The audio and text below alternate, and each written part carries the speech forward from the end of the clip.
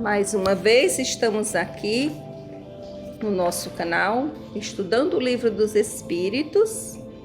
Eu, Margarida Dori, e meu amigo Lopes. Estamos no capítulo 3º, Criação, e vamos para a questão 59, que trata considerações e concordâncias bíblicas referente à criação. Os povos formaram a ideia muito divergente sobre a criação, segundo o grau dos seus conhecimentos. A razão, apoiada na ciência, reconheceu a impossibilidade de certas teorias. Aquela dada pelos espíritos confirma a opinião admitida há longo tempo, pelo menos mais esclarecedora. A objeção que se pode fazer a essas teorias é que esta em contradição com o texto dos livros sagrados. Mas um exame sério faz reconhecer que essa contradição é mais aparente que real e que ela resulta da interpretação dada um significado frequentemente alegórico. A questão do primeiro homem, na pessoa de Adão, como única fonte da humanidade, não é o único ponto sobre o qual as crenças religiosas tiveram que se modificar. O movimento da Terra pareceu, em certa época, de tal forma oposto ao texto sagrado, que não houve tipo de perseguições, que essa teoria não tivesse servido de pretexto e, todavia, a terra gira malgrado os anátemas, não podendo hoje ninguém contestá-lo sem agravar sua própria razão. A Bíblia diz, igualmente, que o mundo foi criado em 6 dias e fixa a época em torno de 4.000 anos antes da era cristã. Antes disso, a Terra não existiria. Foi tirada do nada. O texto é formal. Eis que a ciência positiva, a ciência inexorável, veio provar o contrário. A formação do globo está escrita em caracteres perenes no mundo fóssil, estando provada que os 6 dias da criação são tantos períodos, cada um talvez de várias centenas de milhares de anos. Isso não é um sistema, mas uma doutrina, uma opinião isolada.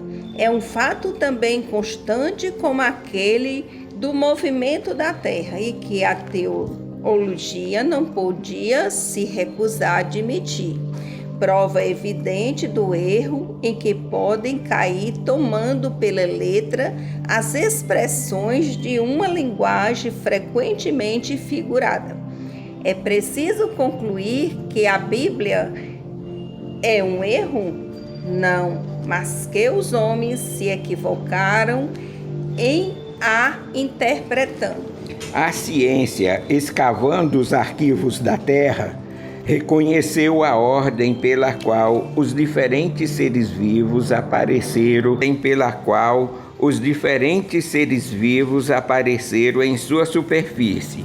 E esta ordem está de acordo com aquela indicada no Gênesis, com a diferença de que esta obra, ao invés de sair milagrosamente das mãos de Deus, em algumas horas, se realizou sempre pela sua vontade, mas segundo a lei das forças da natureza, em alguns milhões de anos.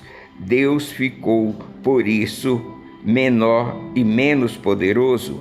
Sua obra ficou menos sublime por não ter o prestígio da instantaneidade? Não.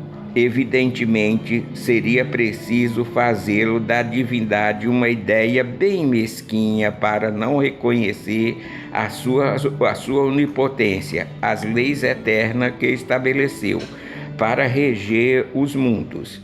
A ciência, longe de diminuir a obra divina, nos mostra sob um aspecto mais grandioso e mais conforme às noções que temos do poder e da majestade de Deus, pela razão mesma de se cumprir sem derrogar as leis da natureza. A ciência, de acordo nisso com Moisés, coloca o homem em último lugar na ordem da criação dos seres vivos. Todavia, Moisés indica o dilúvio universal no ano de 1654 do mundo, enquanto a geologia nos mostra o grande cataclismo anterior à aparição do homem, atendendo que, até hoje, não se encontrou nas camadas primitivas qualquer traço de sua presença, nem de animais da mesma categoria sob o ponto de vista físico. Mas nada prova que isso seja impossível. Várias descobertas já fizeram surgir dúvidas a tal respeito.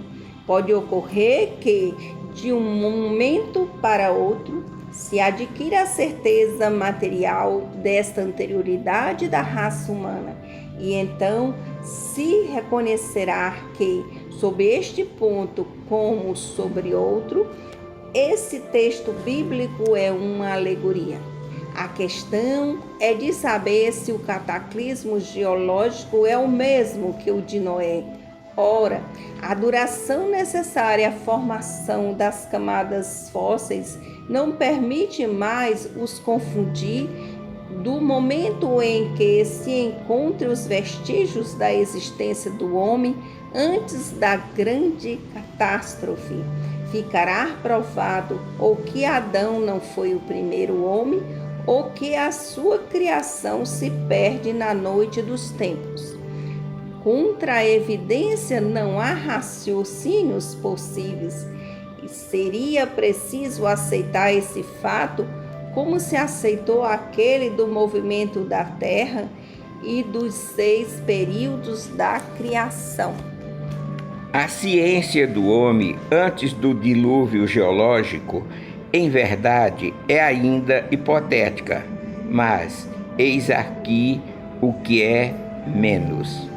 Admitir que o homem apareceu pela primeira vez sobre a Terra há 4.000 anos antes de Cristo.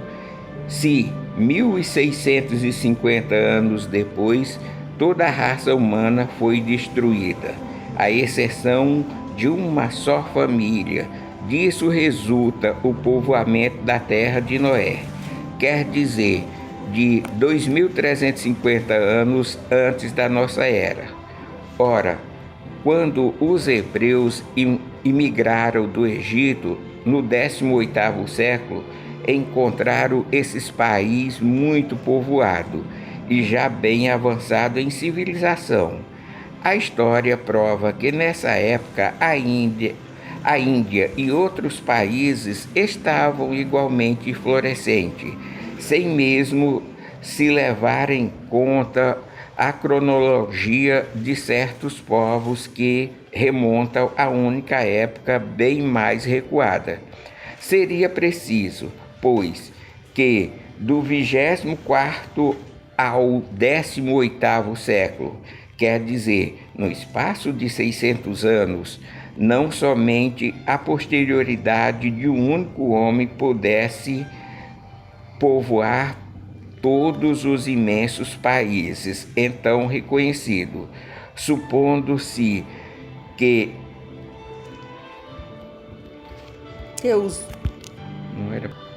os outros não fossem, mas que nesse curto intervalo a espécie humana pudesse se elevar da ignorância absoluta do estado primitivo ao mais alto de desenvolvimento intelectual, o que é necessário a todas as leis antropológicas.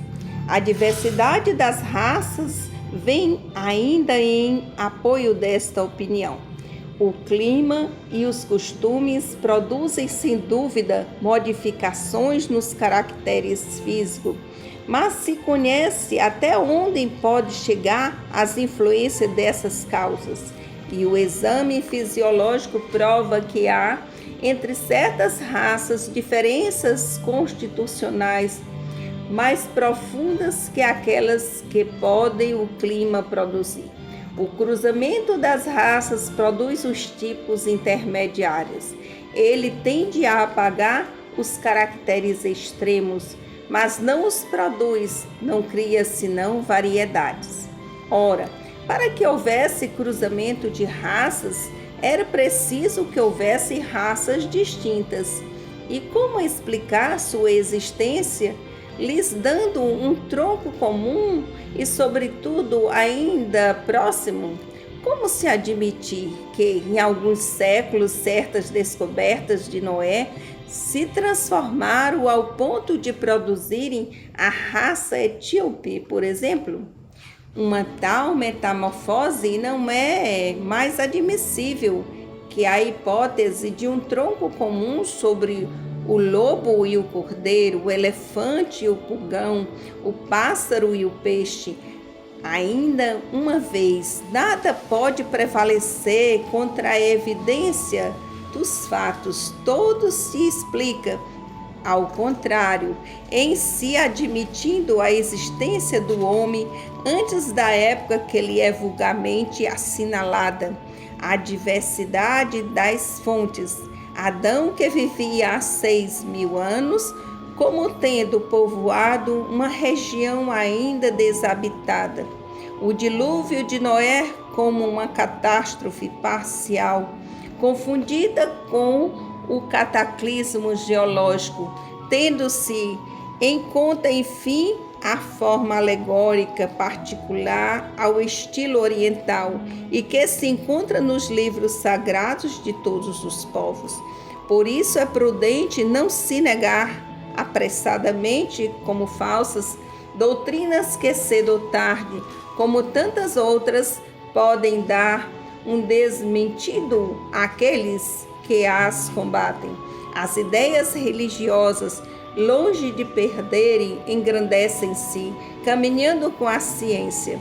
Esse é o único meio de não apresentarem ao ceticismo um lugar vulnerável. Comentários de Miramês, que ele diz: a ciência se contrapõe à teoria religiosa, a qual admite ser Adão a fonte da humanidade. O mesmo aconteceu com o sistema geométrico difundido pela Igreja, hoje prevalecendo o movimento heliocêntrico defendido pela ciência. Acerca da criação, os povos têm ideias diferentes, de acordo com seu grau de conhecimento.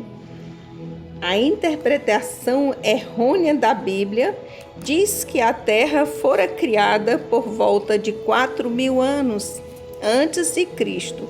Isso se contrapõe à ciência, que prova pelas pesquisas dos fósseis ser a Terra bem mais antiga.